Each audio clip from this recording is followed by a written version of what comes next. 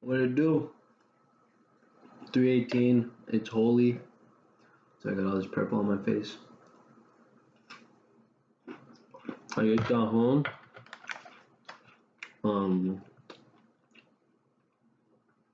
This is gonna be one of definitely the most simp journal so far, and we'll see how it goes from there.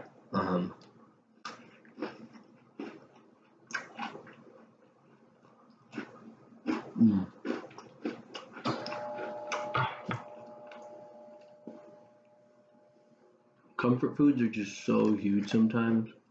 For me, chocolate chip cookies are for sure my comfort food. If I ever feel kind of not really about it, chocolate chip cookies will save the day.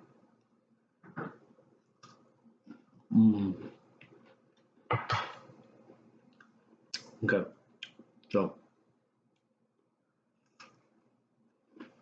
this has been a long week.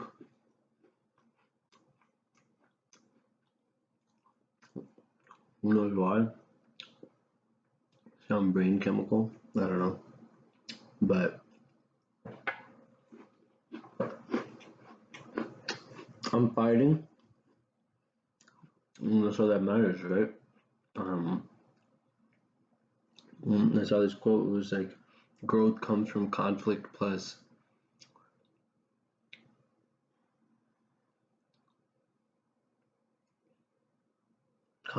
like, I don't know, like it's not thoughtful, like it's not mindfulness. It's like reflection.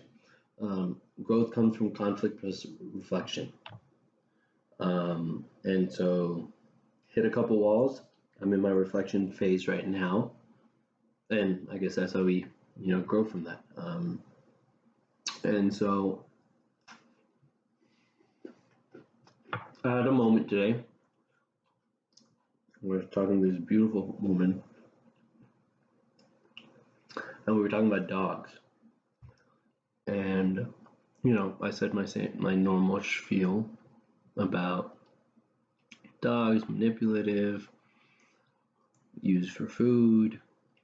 Cats are cool, independent, do their own thing, aren't like dependent on you, but are also just like alive animals, which is like cool. And it just made me like, it just struck like a point in my brain where I was like, damn, like I just have a lot of trust issues. Like I am not ready to really be loved. Like I'm constantly chasing better, better, be a better person. As if I need to be better to be loved, as if I need to be stronger to be loved, as if I need to just be more just to like be deserving of love. And that's wrong. It's true and wrong. It's both right and wrong, right? Because like I'm not gonna walk around being like, oh, you can just be the worst person on the freaking planet and like you deserve love. Maybe you do. I don't know. Maybe you do. I don't know. But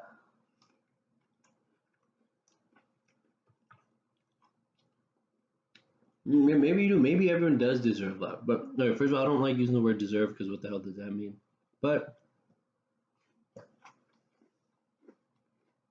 I'm just thinking because being in nature just made me think like, what would it be if you lived alone? Like, what would this concept of love be there, right? Because the idea is if you need X, Y, and Z to live some sort of meaningful life, one, is it something objective or is it something that's just in your brain? So, for example, let's say you need human interaction to lead a fulfilling life. Do I need actual human interaction or does my brain just need to trick me into believing I have human interaction? So, for example, if I'm so delusional, I think that the tree outside my house is a person and I'm talking to it, is that enough? And if that's the case, I just have to really convince my mind that I am loved by my fridge, by my, right? I mean, unless it's something objective about the actual thing, right? Like, unless something about a human's love, and it has nothing to do with what's in your brain, is actually what makes you feel that way. So, keeping that in mind, if you're in nature, how can you go about getting this like human love? Mm, cookies, man, on the spot. Um,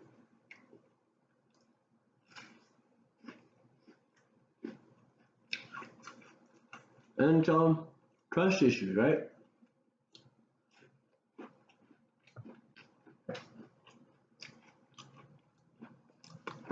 If someone came around and was ready to unconditionally love me, I'm not ready for that.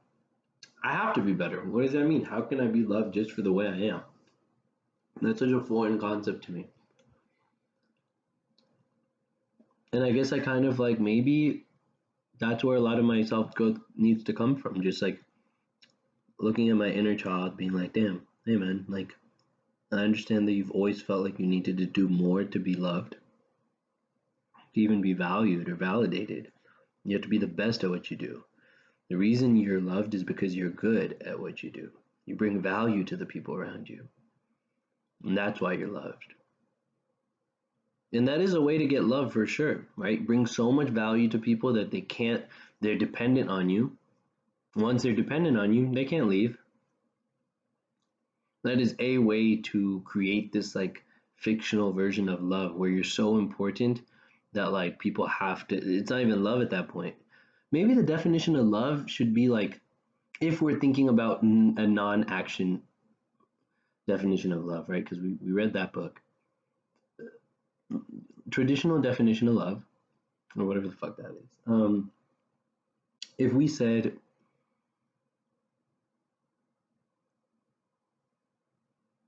oh, my brain went on a tangent on its own. I'm like third person looking at myself right now. So, um,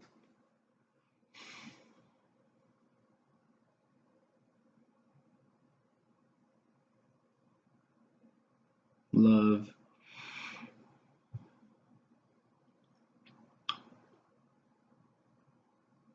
Fuck, I don't even know where I am anymore. Or whatever, but like cookie time.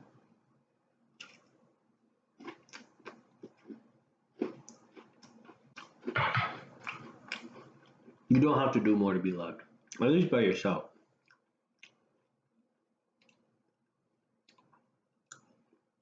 Yeah, that. Oh, now I get what. Now boom came. Okay, so maybe a good way of looking at love is if, let's say, we divided certain things as lovable actions and certain things in quote unquote unlovable actions. So, for example, kindness, honesty, all lovable actions. Meanness, whatever that means, like bullying, hitting people, lying. That's all unlovable actions. I guess maybe real love happens when you love someone who in moments. Maybe you cannot love someone always. You can only love people in moments. And love maybe only appears in moments when they're exhibiting one of those unlovable characters, right? Because it's like, look, if you're always being nice to me, you're always doing everything, how can I not love you? Anyone can love you. It doesn't take much to love you. So maybe like that shouldn't even be considered love. Like, you're so wealthy, you're so influential, so that everyone wants to be around you. Everyone, like, is that even love? Like, it's more of a transaction. I don't have much to offer you, but you have a lot to offer. So what I will give you is this thing called love. Like, oh, I care about you. But you don't care about the person, you care about those perks, what it does for you. So, like, I guess so much of my life is constructed under getting that type of love. When you be the smartest person, blah, blah, bullshit, man. Just so much bullshit. It's just, you will never be that. I will never be the smartest person. I will never be the strongest person. I will not be any of those things. And that's okay. There's so many people. There's 8 billion people. I don't need to be number one at anything. It doesn't matter. I could be number million, number 10 million, 100 million, 1 billion. It does not matter. And it's like, damn, like we created the system where like to make money, you need to bring something to the table. That's facts. Like you have to bring something to the table to get paid. But like that's not the value of you as a human being. Like in a workforce, for us to get things done, we got to assign people to do things. And so you are assigned, ideally according to what you're good at. But That's like how you bring value to the workforce. Like, right, like, okay, let's say you're in nature and you need somebody to get the food, someone to cook the food, you need someone to build the housing, you need someone to build the weaponry, you need whatever. But it's like you do what you do, like that's not all you are, right? But it's like here's a question. It's like for us to function together, you have to do something, otherwise you're freeloading. So the question becomes, what is the motivation to not freeload? So in an ideal world,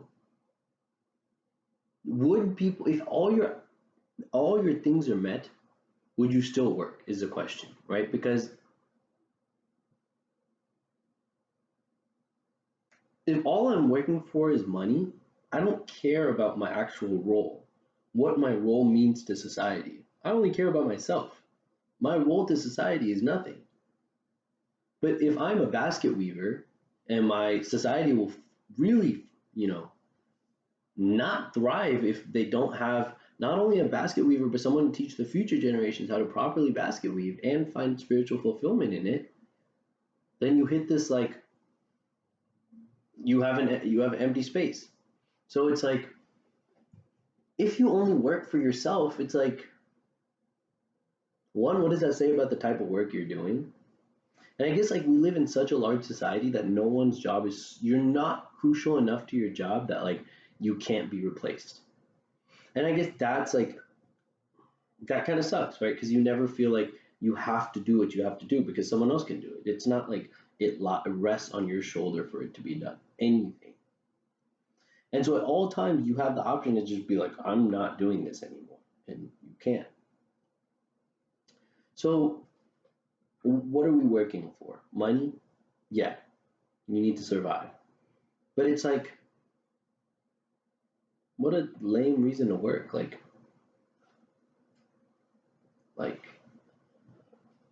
did all these greats do their things to make money? Like, I don't know. Like, did Ramanujan come up with his formulas to make money? Like, he didn't make money off it.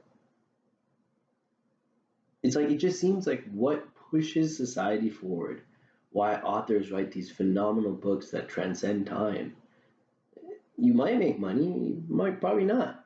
But it's like there's something that calls them to it. So I guess, trying to connect this back to something, I needed some space to just spew. And I just want to tell myself, you are lovable for just who you are, man. You don't need to do much more. And like, what does it even mean to be lovable? What does it even mean to love yourself? I don't understand those things. Those concepts are so abstract, they make no sense. I guess just like honestly, it's physical, man. Hold yourself. Like hold your younger child.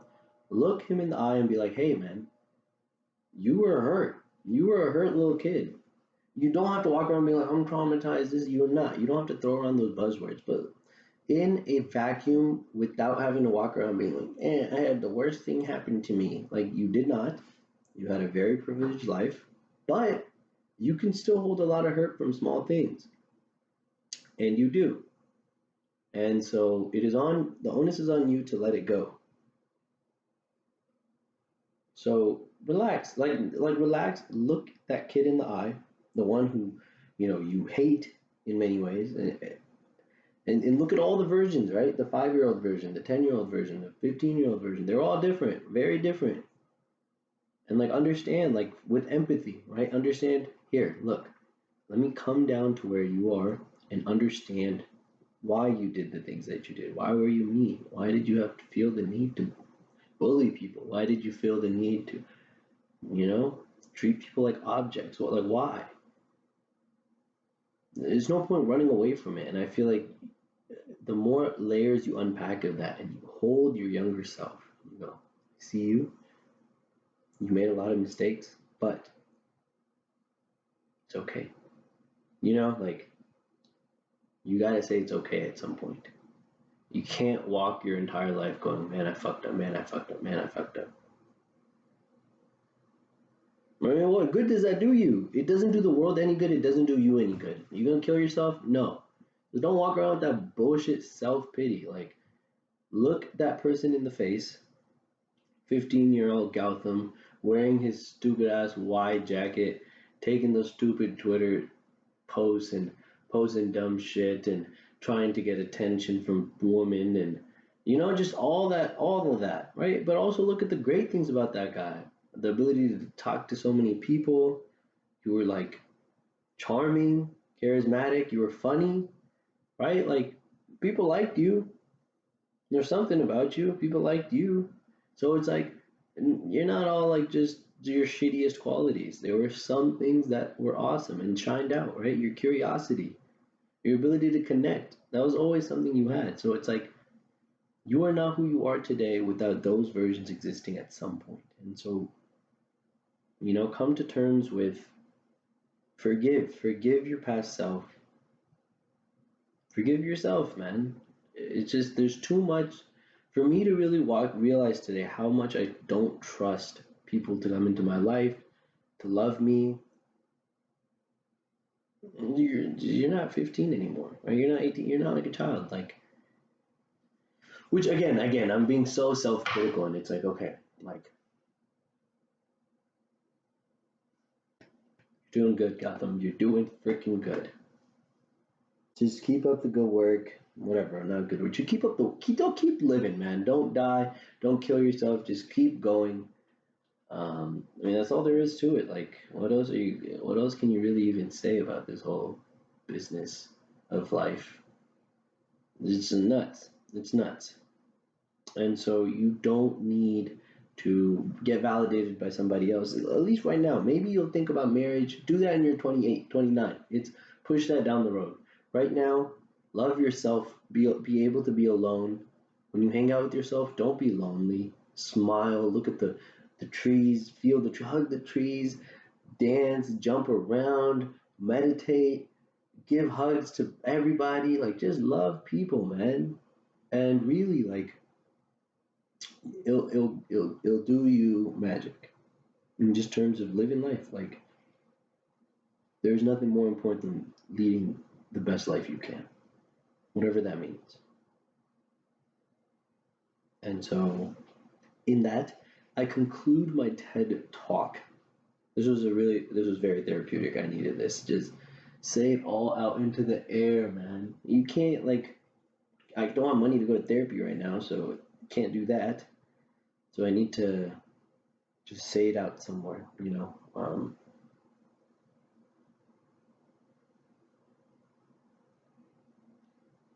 It's just crazy. Like imagine walking around the planet just being like, I'm held. I'm held by my.